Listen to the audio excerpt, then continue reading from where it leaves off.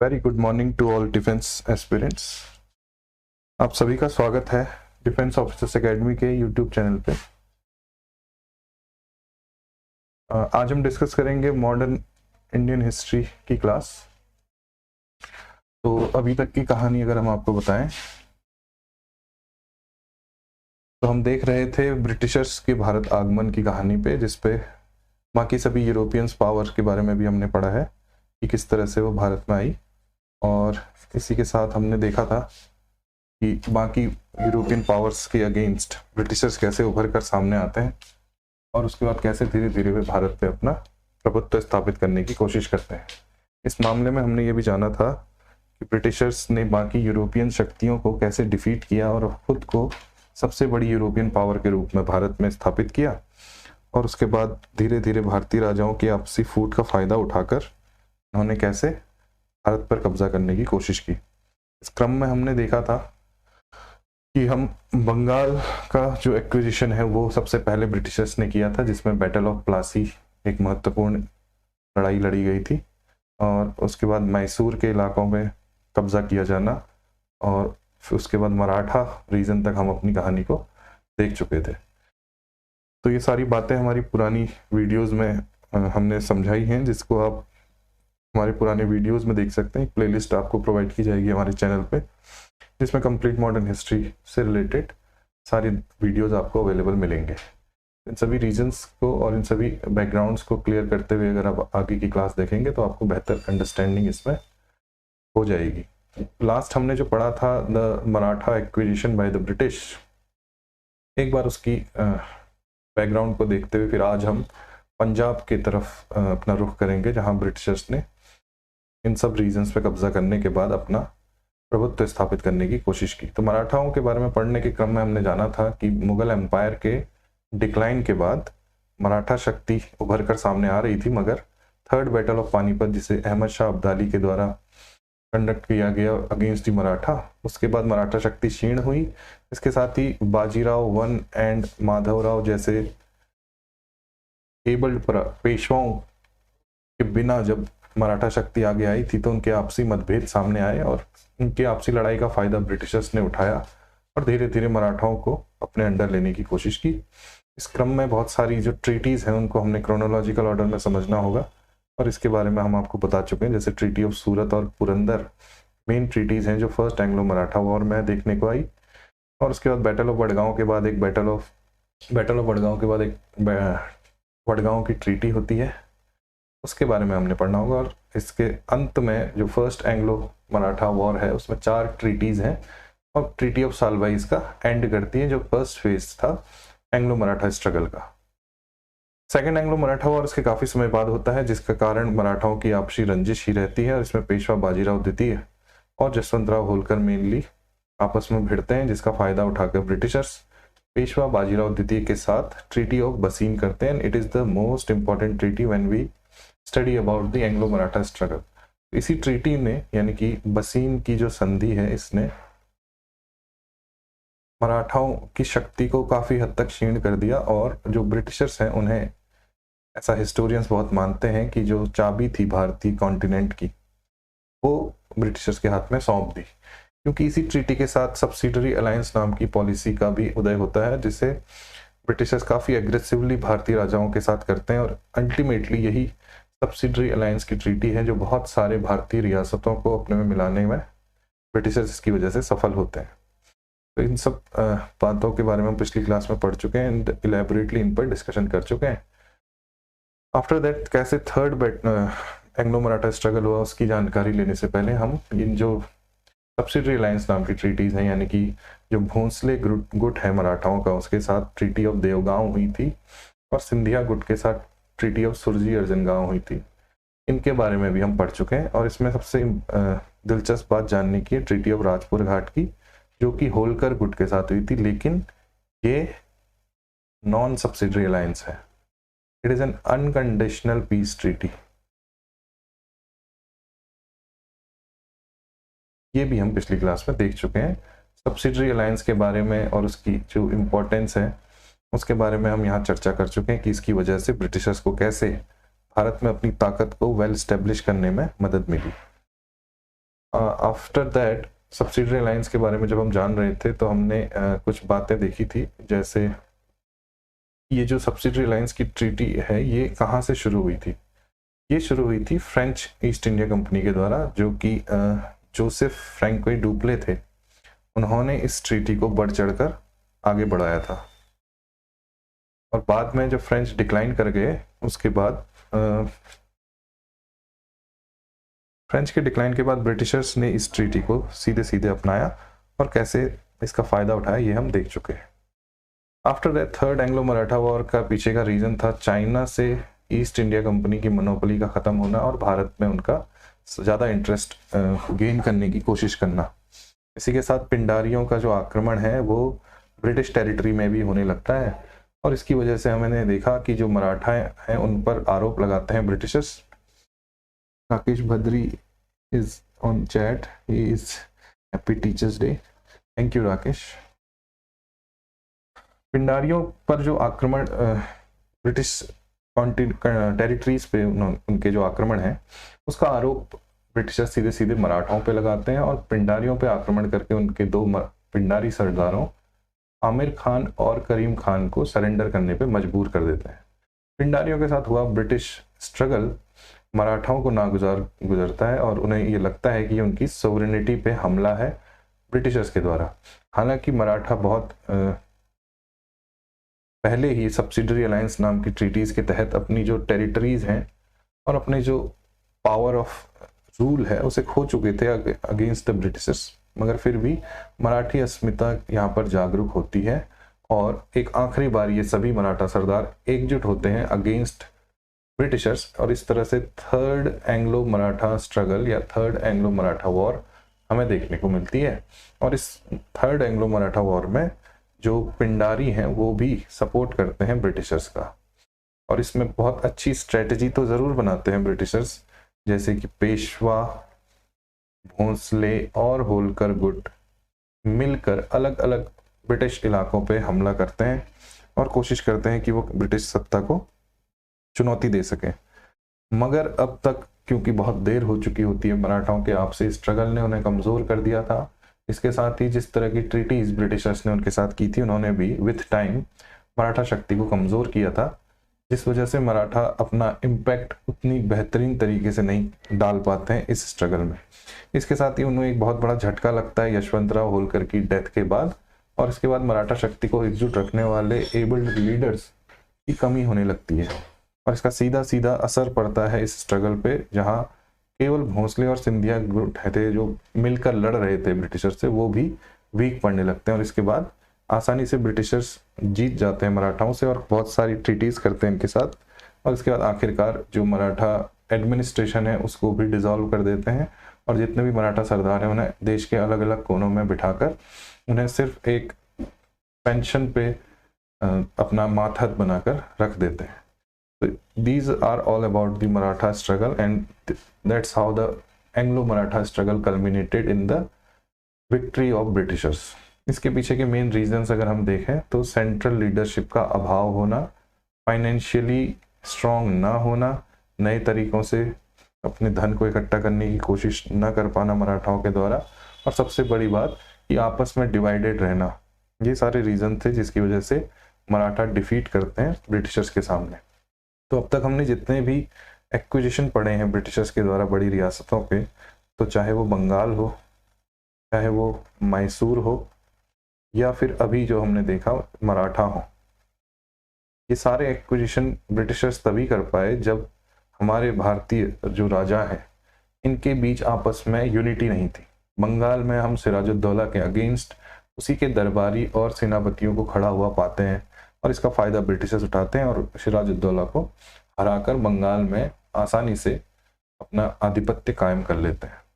मैसूर में अगर हम हैदर अली जैसा एक एबल्ड लीडर देखते हैं, एक विजनरी लीडर देखते हैं, लेकिन मराठाओं और निज़ाम से होने वाले उनके संघर्ष और साउथ में आरकट के साथ उसके जो टेरिटोरियल डिस्प्यूट्स थे उन सब की वजह से ब्रिटिशर्स को आसानी से मौका मिलता है कि वो हैदर अली को पहले हराएं और उसके बाद उनके बेटे टीपू सुल्तान को भी मजबूर करें कि मैसूर की जो रियासत है उसे ब्रिटिशर्स के अंडर रख दिया जाए और अल्टीमेटली वे दोनों हैदर अली और टीपू सुल्तान का जो रूल है उसे खत्म करके वापस से एक अपना कठपुतली राजा, पपेट राजा को रख देते हैं। Vineet is also in the chat. Happy teachers day Vineet, thank you so much for the wishing. और आखिरकार अगर हम मराठा देखें तो इनके बीच भी आपसी स्ट्रगल बहुत मुखर होकर सामने आए थे और इन सबका फायदा ब्रिटिशर्स ने उठाया। तो अगर हम एक लेसन लर्न करना चाहें ब्रिटिश कॉन्क्वेस्ट ऑफ इंडिया से, तो हमें ये समझ में आएगा कि divided India facilitated the British conquest. बटे हुए भारतीय राजाओं ने आसानी से जो ब्रिटिश सत्ता है उसको भारत पे काबिज होने में मदद की और उसको ठीक तरह से चुनौती नहीं दे पाए। इसमें हमें कुछ ऐसे एग्जाम्पल्स भी देखने होंगे जिनमें कि हैदर अली हैं और यशवंतराव होलकर हैं।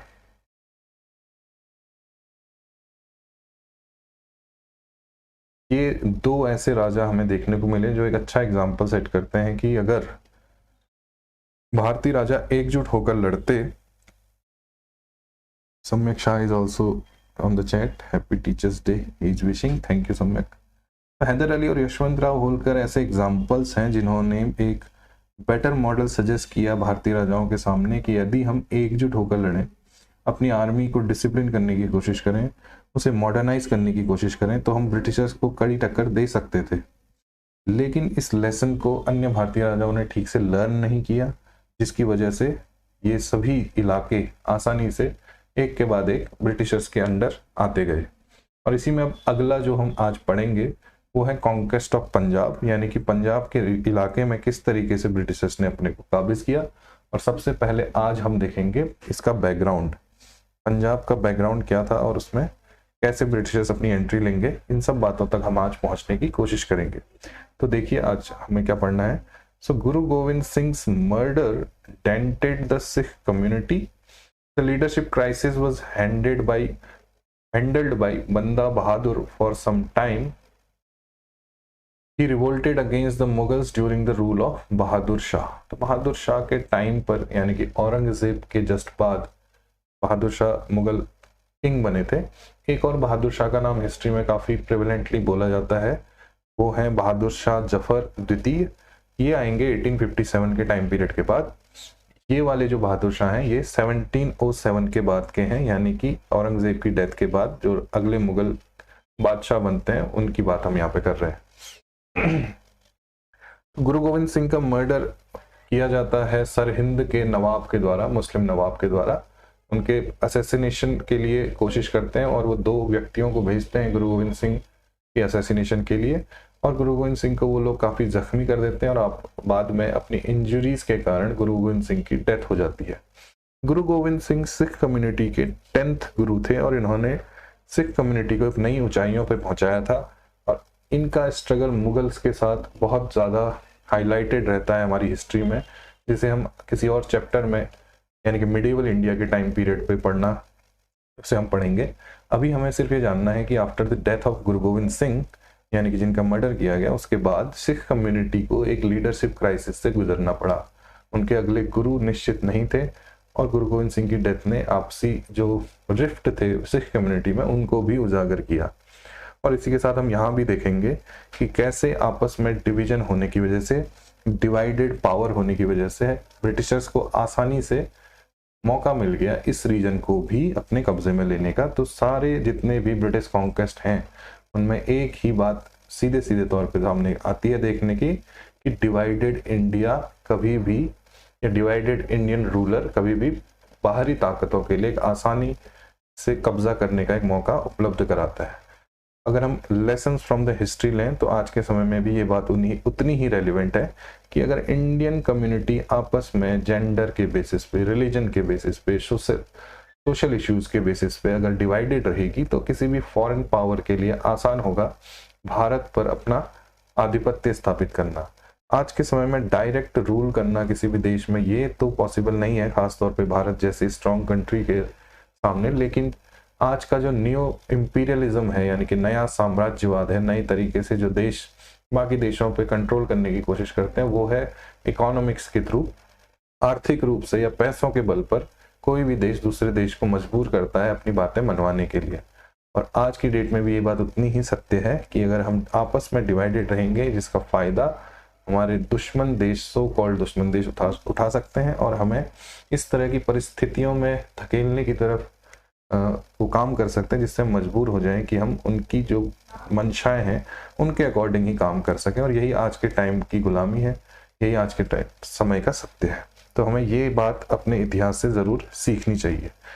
बहरहाल यहाँ हम देखते हैं कि बंदा बहादुर थोड़े समय के लिए इस लीडरशिप क्राइसिस को हैंडल करने की कोशिश करते हैं और मुगलों के खिलाफ विद्रोह कर देते हैं।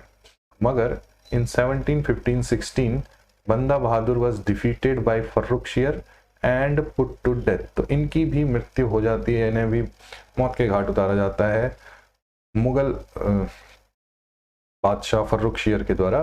फर्रुखशियर के बारे में हम पिछले लेसन्स में पढ़ चुके हैं, जब ब्रिटिशर्स को उन्होंने रॉयल फरमान जारी किए थे इंडिया में 3 जगहों पर अपना ट्रेड ठीक से इस्टेब्लिश करने के लिए। और यही फर्रुखशियर हैं जिन्होंने सिखों को हराया, और न सिर्फ हराया बल्कि उनके प्रेजेंट लीडर बंदा बहादुर की भी डेथ का वो रीजन बने हैं। सो आफ्टर दैट इतनी सारी कैजुअलिटीज होने के बाद the Sikh community is divide of leadership and it divided into 2 groups. तो ये 2 हिस्सों में या 2 गुटों में बट जाती है, जिनमें एक गुट है बंदाई और एक गुट है तत खालसा। बंदाई गुट के लोग लिबरल यानी कि उदारवादी विचार के होते थे और ये बंदा बहादुर के फॉलोअर थे। बंदा बहादुर के फॉलोअर होने के कारण इनका नाम बंदाई नाम से जाना जाता है। Majority of Sikhs disregarded them, और ये गुट ज़्यादातर सिख कम्युनिटी का हिस्सा नहीं था, ज़्यादातर लोगों ने इन्हें नकारा ही था, because they do not follow बंदा बहादुर आफ्टर द डेथ, और उनके जो भी विचार हैं उनको फॉलो नहीं करते थे। तत खालसा ज़्यादा पॉपुलर गुट था और ये ऑर्थोडॉक्स सिख ग्रुप था, जिसको माता सुंदरी ने इसको लीडरशिप प्रोवाइड की थी।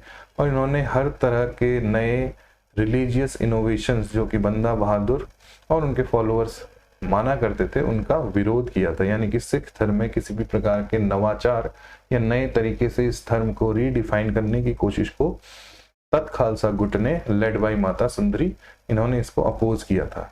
तो 2 तरह के गुट हैं, एक लिबरल है, लिबरल यानी कि जो नए तरीके से रीडिफाइन करना चाहते हैं रिलीजन को, इंडिविजुअलिज्म पे ज़्यादा जोर दे सकते हैं, एक व्यक्ति को किस तरीके से सिख धर्म को मानना चाहिए और उसमें जितनी भी बंदिश हैं या फिर जो कुछ भी ट्रेडिशन है उनको शायद न माने, लेकिन फिर भी जो मेन क्रक्स है या जो मेन बात है, लेसन है सिख रिलीजन के, उनको माने। ये कोशिश होती थी बंदाई गुट की। जबकि तत खालसा पुराने जो चले आ रहे गुरुओं के नियम थे, जो भी ट्रेडिशन फॉलो होते थे, उन सभी को फॉलो करते हुए ही अपने धर्म का पालन करने के लिए बनाया गया गुट था। और ये मानते थे कि इसमें किसी भी प्रकार का नयापन लाना या कोई भी बदलाव करना गलत होगा। इस तरह से हम देखते हैं 2 गुट बट चुके हैं सिख कम्युनिटी के after the leadership crisis. Now the rift between these 2 groups weakened the Sikhs as usual, and further the Khalsa section organized themselves into misls. Misls होते थे 12 sovereign states of the Sikh Confederacy. Sikh धर्म में या सिख पंथ में जितने भी बड़े बड़े लीडर्स होते थे उनके अपने अपने रीजन होते थे, उसी तरह जैसे हमने देखा था मराठाओं में अपने अपने रीजन्स होते थे। तो ये कुल मिला के 12 टोटल अलग अलग सरदार थे, अलग अलग लीडर थे, और इन सब की मिलजुल कर एक पूरा संगठन था। इसे हम कहते हैं खालसा। और खालसा ने अपने आप को 12 मिसलों में यानी कि 12 स्टेट्स में बांट दिया था। ये सब एकजुट होकर एक खालसा पंथ बनाते थे। इस तरह से हम देखते हैं कि सिख जो आपस में बटे हुए थे, इनकी जो रिफ्ट है, बीच की जो दरारें हैं, उन्होंने सिख कम्युनिटी को भी वीकन किया और आपस में इनके इलाके बटे हुए थे, इनके स्टेट अपने अपने बने हुए थे, जिन्हें हम मिसल नाम से जानते हैं। इन मिसलों में बट जाने के कारण सिख कम्युनिटी थोड़ी सी वीक पड़ी है। आगे देखते हैं, later on misls emerged as the military brotherhood with a democratic setup. लेकिन वक्त के साथ इन सब मिसलों ने खुद को थोड़ा रीडिफाइन किया इन सभी ने मिलिट्रीली यानी कि सैनिक रूप से एकजुट होने का संकल्प लिया और आपस में एक लोकतांत्रिक तरीके से अपने लीडर चुनने की कोशिश की, जो कि एक अच्छी बात थी। यहाँ पर सिख कम्युनिटी अपने में सुधार की कोशिश कर रही है और प्रोग्रेस करने की कोशिश कर रही है। During the period 1763 to 1773, many missiles started to rule the Punjab region under 6 chieftains, from Saharanpur in the east to Attock, which is in Pakistan Punjab region to the west, from the mountainous region of north to Multan in the south. तो इस reason को समझने के लिए आपको भारत और पाकिस्तान का मिला जुला रीजन समझना होगा, जहां पर एक हिस्सा तो आज के उत्तर प्रदेश यानी कि सहारनपुर तक जाता है और जो दूसरा हिस्सा है वो प्रेजेंट डे पाकिस्तान तक जाता है, बिकॉज एट दैट टाइम जो सिख कम्युनिटी है वो पाकिस्तान का जो आज का रीजन है वहां तक फैली हुई थी। उस पूरे ऊपरी इलाके को जो पाकिस्तान का है उसे पंजाब नाम से जाना जाता था एक लंबे समय तक। और आफ्टर पार्टीशन बहुत सारे सिख कम्युनिटी वहां से इधर माइग्रेट कर गई थी और यही रीजन था कि बहुत सारे रिलीजियस कॉन्फ्लिक्ट हुए थे उस टाइम पे भी। तो अगर हम ये ऊपरी हिस्सा देखें तो एक प्रकार से ये बटा हुआ है, और यहाँ से अगर हम इंडिया को यूं देखें, ये रीजन है मोटा मोटी। मैप से हम थोड़ा सा अनुमान लगाने की कोशिश करेंगे तो ये प्रेजेंट डे इंडिया कुछ इस तरीके से यहाँ ये रहता है और ये वाला हिस्सा पाकिस्तान का है and this is the Afghanistan region. तो यहाँ का जो रीजन है from mountainous region, Hindu Kush पर्वत श्रृंखला या उससे ऊपर का जो इलाका है जो सेंट्रल एशिया से जुड़ा रहता है, वहाँ से लेके नीचे कराची और जो कि ये अरेबियन सी है, यहाँ तक के रीजन में सिख छाए हुए थे। और उसके अलावा यूपी का ये सहारनपुर का अगर हम इलाका लें तो यहाँ से लेकर ये वाला हिस्सा है। कुल मिला के हम कहते हैं कि जो इसका ईस्टर्न है वो है साउथ सहारनपुर से लेके, ईस्टर्न हिस्सा है यूपी के सहारनपुर से लेके एटॉक रीजन तक पाकिस्तान के, ये इसकी ईस्ट वेस्ट बाउंड्री है। और जो हिंदू कुश पर्वत से लेके नीचे कराची का या मुल्तान तक का इलाका है वहां तक इसकी नॉर्थ साउथ बाउंड्री है। ये पूरा इलाका था पंजाब का या पूरा सिख कॉन्फेडरेसी के अंतर्गत उस समय पर। ये एक ज्योग्राफिकल इसका इंफॉर्मेशन है, अगर इससे रिलेटेड कोई डाउट हो तो आप पूछ सकते हैं। 1763 से लेके 1773 तक ये सभी मिसलें, इन्हीं में 12 स्टेट थे अलग अलग डिवाइडेड, इनको अलग अलग रीजन्स में बांट दिया जाए तो ये सारे 12 स्टेट्स मिलके इस इलाके पे राज किया करते थे और सिख कम्युनिटी का यहाँ पर वर्चस्व था। 2 नवंबर 1780 एक इम्पोर्टेंट डेट है, हिस्टोरिकल डेट है। इस दिन रंजीत सिंह का जन्म होता है एक ऐसी ही मिसल में जिसका नाम था सुकरचकिया मिसल में, जिसके लीडर थे महान सिंह। उनके घर में पैदा होते हैं रंजीत सिंह, और रंजीत सिंह के पैदा होने के साथ ही एक नया दौर शुरू होता है सिख कम्युनिटी का, उनके विकास का। उसे हम देखते हैं। उससे पहले अभी तक का जो हमने बैकग्राउंड देखा था उसको हम दोबारा एक बार रिवाइज कर लें और फिर हम आगे बढ़ेंगे।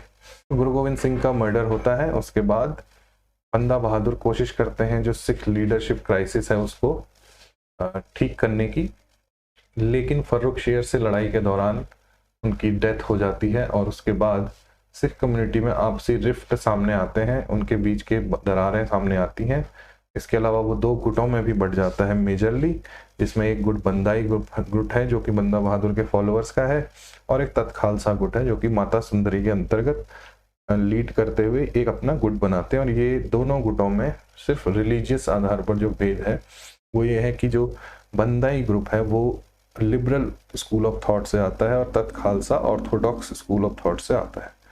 आफ्टर दैट खालसा गुट अपने को 12 मिसल्स में बांट देता है जो कि सोवरेन स्टेट्स हैं ऑफ दैट टाइम पीरियड का जो पंजाब था उसमें, और इन्हीं मिसलों में आपस में एक मिलिट्री ब्रदरहुड स्थापित होता है, डेमोक्रेटिक सेटअप स्थापित होता है, जिसकी वजह से सिख कम्युनिटी का जो रीजन है वो सहारनपुर के इलाके से लेके जो कि यूपी प्रेजेंट डे यूपी में है, एटॉक यानी कि पाकिस्तान तक जाता है, जो वेस्टर्न इलाका है इस कम्युनिटी के टेरिटरी का।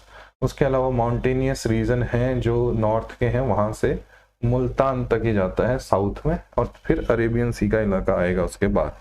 तो इस तरह से ये सब स्टैब्लिश होते हुए 1780 के टाइम पे रंजीत सिंह का जन्म होता है सुकर चकिया मिसल के लीडर के घर में। महान सिंह के बारे में अगर हम जाने, जो कि रंजीत सिंह के फादर थे, तो Mahan Singh died when Ranjit Singh was only 12 year old. तो बहुत कम उम्र में रंजीत सिंह अपने पिताजी को खो देते हैं। But Ranjit Singh showed an early acumen at political affairs. लेकिन रंजीत सिंह के भीतर बहुत प्रतिभा थी, राजनीतिक रूप से वे काफ़ी जागरूक थे बचपन से ही, और इसकी वजह से वो इतनी कम उम्र में भी अपने पिता का साया खोल लेने के बावजूद अपनी मिसल को एक अच्छी लीडरशिप प्रोवाइड करते हैं, और धीरे धीरे इसी मिसल के तहत वो पूरे पंजाब रीजन को अपने अंडर लेने की कोशिश करते हैं और बहुत हद तक इसमें कामयाब भी होते हैं। So towards the close of the 18th century, all the important missiles except Sukar Chakia were in a state of disintegration. ये उस समय की रियलिटी है जिसमें रंजीत सिंह 12 साल के हैं। Afghanistan was also engulfed in a civil war due to a power struggle which went on for the next 3 decades. इसके अलावा पड़ोस का जो राज्य है, जैसा कि मैंने मैप में बताया था, बगल में अफगानिस्तान है, वहाँ भी एक सिविल वॉर यानी कि गृह युद्ध चल रहा होता है। किसी भी तरह के लीडरशिप के अभाव में वहाँ भी आपस में अलग अलग गुट लड़ाई लड़ रहे होते हैं। These events in the neighboring regions were fully exploited by Ranjit Singh, who followed ruthless policy of blood and iron and carved out for himself a kingdom in the central Punjab. ये सारे reason भी support करते हैं उस व्यक्ति को जिसके भीतर राजनीतिक रूप से महत्वाकांक्षाएं हैं, और काफ़ी कम उम्र से ही जिन्होंने अपनी राजनीतिक क्षमताओं का परिचय देना शुरू कर दिया था। ऐसे व्यक्ति के आसपास अगर बाकी जो उसके कॉम्पिटिटर्स हैं या अलग मिसल्स हैं, उनमें भी अगर लीडरशिप क्राइसिस पैदा हो रहा हो, और उसके अलावा जो पड़ोसी राज्य हैं अफगानिस्तान जैसे, वहाँ भी सिविल वॉर चल रहा हो, तो ये एक अच्छी अपॉर्चुनिटी होती है एक पॉलिटिकली अवेयर इंसान के लिए लीडरशिप वैक्यूम को भरने की। तो जैसा कि ब्रिटिशर्स ने इंडिया के डिवीजन का फ़ायदा उठाया, वैसे ही रंजीत सिंह ने भी इन सब चीज़ों का फ़ायदा उठाया और पंजाब में अपना आधिपत्य स्थापित करने की कोशिश की, और धीरे धीरे इन सभी रीजन्स को अपने अंडर लेना शुरू किया। तो in 1799 Ranjit Singh was appointed as the governor of Lahore by Zaman Shah, the ruler of Afghanistan. Afghanistan के जो उस समय के रूलर थे, जो कि गृह युद्ध से उलझा हुआ था, उन्होंने लाहौर का गवर्नर नियुक्त किया रंजीत सिंह को, बिकॉज अफगान का इस पूरे इलाके में वर्चस्व था, और जो मिसल्स हैं या जो सिख लीडर्स हैं वो उनके अंडर काम किया करते थे। तो लाहौर का गवर्नर बनाया गया है 1799 में रंजीत सिंह को। In 1805 Ranjit Singh acquired Jammu and Amritsar, and thus the political capital which is Lahore and the religious capital which is Amritsar of Punjab came under the rule of Ranjit Singh. तो इसके साथ ही पहले तो उन्हें लाहौर का गवर्नर बनाया गया, यानी कि उनका वहाँ वर्चस्व स्थापित हो चुका है। उसके बाद 1805 आते आते उन्होंने लाहौर के अलावा जम्मू और अमृतसर के इलाकों को भी अपने अंडर ले लिया, और इसके तहत हम ये जानते हैं कि लाहौर जो कि पॉलिटिकल कैपिटल हुआ करती थी उस समय के पंजाब की, यानी कि जो पंजाब में राजनीतिक सत्ता है, जो मिसल्स हैं सारी की सारी, उनका जो हेडक्वार्टर आप समझ लो वो है लाहौर में, जहाँ पर रूल कर रहे हैं as a governor Ranjit Singh. और इसके अलावा अब वो अमृतसर जो कि उनकी रिलीजियस कैपिटल मानी जा सकती है, यानी कि धार्मिक जो भी तीर्थ हैं उनके सबसे महत्वपूर्ण वो अमृतसर में है। इस वजह से 2 इम्पॉर्टेंट सेंटर रंजीत सिंह के अंडर आ गए, और इन सब के रंजीत सिंह के अंडर आने के साथ ही ये बात भी स्पष्ट हो गई है कि अब जो सिख कम्युनिटी है या जो पंजाब का एक बड़ा लीडर है वो रंजीत सिंह बन चुके हैं। He also maintained good relations with Dogras and Nepalese and enlisted them in his army. तो पंजाब की जो जोग्राफिकल एरिया था उससे मिलते जुलते इलाकों में वो इलाके भी आते थे, जहाँ जैसे आप जम्मू या कश्मीर के इलाकों के जो ऊपरी हिस्से हैं वहाँ देखें, वहाँ डोगरा रियासत का राज था। डोगराज और उसके पड़ोस में पड़ती थी नेपाल की रियासत, जहाँ की जैसा कि हमने देखा सहारनपुर के इलाके में ये पड़ोसी राज्य थे पंजाब के। तो इन सब के साथ भी इन्होंने अच्छे ताल्लुकात रखे, डोगराओं को और नेपाली जो रॉयल फैमिलीज के लोग हैं, उन सभी को उन्होंने साथ ही साथ वहाँ की पॉपुलेशन को अपनी आर्मी में इनलिस्ट किया, जिसकी वजह से उन्हें सपोर्ट मिला इन दोनों बाकी रियासतों का भी, और उनकी स्थिति ज़्यादा मजबूत होकर सामने आई। Ranjit Singh decided he needed to beat the British at their own game, and in highly unusual step for an Indian ruler of the time, began to modernize his army along the line of European armies. तो Britishers को हराना, अब अगली जो ताकत थी, यानी कि जो अगर इंडिया की तरफ बढ़ रहे हैं, अपना साम्राज्य बढ़ा रहे हैं, तो उन्हें यहाँ एक ही शक्ति दिखती है जो उस समय मौजूद है, वो है ब्रिटिश शक्ति। और ब्रिटिश शक्ति को हराने के लिए रणजीत सिंह ने काफ़ी विजनरी स्टेप देखा कि उन्हें अपनी आर्मी को भी उसी तरह से ट्रेन और मॉडर्नाइज करना पड़ेगा जिस तरह से यूरोपियन आर्मीज है। और इन सबको करने के लिए उन्होंने वास्तव में हायर किए थे 2 मर्सिनरीज यानी कि जो पैसे लेकर युद्ध करते हैं। उन्हीं में से थे फ्रेंच और इटालियन 2 मर्सिनरीज थे जो नेपोलियन की सेना के साथ लड़ा करते थे। और उस समय नेपोलियन की सेना इस सीमा तक आ चुकी थी, यानी कि सेंट्रल एशिया तक आ चुकी थी। नेपोलियन के बारे में अगर मैं बताऊं तो वो फ्रांसीसी एक योद्धा थे। उन्होंने लगभग आफ्टर द फ्रेंच रिवॉल्यूशन जो स्थिति हो गई थी फ्रांस में, उसका फ़ायदा उठाकर वहाँ अपनी शक्ति को कायम किया। फ्रेंच रिवॉल्यूशन के बाद जो वहाँ मिडिल क्लास का वर्चस्व स्थापित हो चुका था उसे अपदस्थ किया, उन्हें हटाया और खुद वहाँ के राजा बने और बहुत सारे इलाकों को युद्ध में जीता, जैसा कि पुराने समय में एंशिएंट इंडिया में अलेक्जेंडर ने किया था। उसी तरह कुछ नेपोलियन भी कर रहे थे। और नेपोलियन की जीत के पीछे रीज़न यही था कि उनके पास एक मॉडर्न आर्मी थी और उसके साथ ही बाकी जो कुशल सेनापति हैं उन लोगों का उन्हें सपोर्ट था। इसी तरह के 2 लोग थे, फ्रेंच और इटालियन मर्सिनरीज थे। उन्हें रणजीत सिंह ने भी हायर किया अपनी सेना को मॉडर्नाइज करने की कोशिश में, और इसका मेन पर्पस था ब्रिटिशर्स को हराना। तो ये सब काम हुए हैं। यहाँ पे इस सेंटेंस को अगर हम पूरा देखें, so who had fought for Napoleon until the mighty French generals defeated in 1815। Napoleon की हार हुई थी 1815 में, तो तब तक ये 2 मर्सिनरीज नेपोलियन की तरफ से लड़े थे। और जब ये पंजाब के रीजन के पास तक पहुंची थी नेपोलियन की आर्मी, तब रणजीत सिंह ने इनसे अच्छे ताल्लुकात रखे और इन्हें हायर किया अपनी सेना को मॉडर्नाइज करने के लिए। The fear of Napoleon attack which is French-Russian invasion receded by the year 1809। 1809 आते आते जो नेपोलियन की आक्रमण का खतरा था, जो ब्रिटिशर्स को भी महसूस हो रहा था, वो खतरा ख़त्म हो गया धीरे धीरे। और क्यों हुआ, कैसे हुआ, ये सारी बातें हम जानेंगे पिछली क्लासेज में। आज की क्लास में हमने मेजरली मराठाओं का जो डिक्लाइन था उसका रिवीजन किया है, और साथ ही पंजाब में जो बैकग्राउंड है, अभी तक ब्रिटिशर्स इस लाइमलाइट में नहीं आए हैं, लेकिन पंजाब में क्या क्या स्थितियां थी और किस तरह से पंजाब की कम्युनिटी थी उस समय जब ब्रिटिशर्स भारत में मौजूद थे, इन सब के बारे में आज हमने विस्तार से जाना था। और कल हम देखेंगे कि अब after the fear of Napoleon's attack was receded, what happened to the region of Punjab, और कैसे उस पर कब्जा करने की कोशिश करते हैं ब्रिटिशर्स एक टाइम के बाद, और रणजीत सिंह से उनके कैसे स्ट्रगल होते हैं। So this is all about today's class. Devansh Meher is saying hi. So hi Devansh Meher. Now we conclude our today's class of modern history. और अगर आपको ये क्लास पसंद आई हो तो please like the video and share and subscribe our YouTube channel. Till then, all the best for your preparations. Have a good day.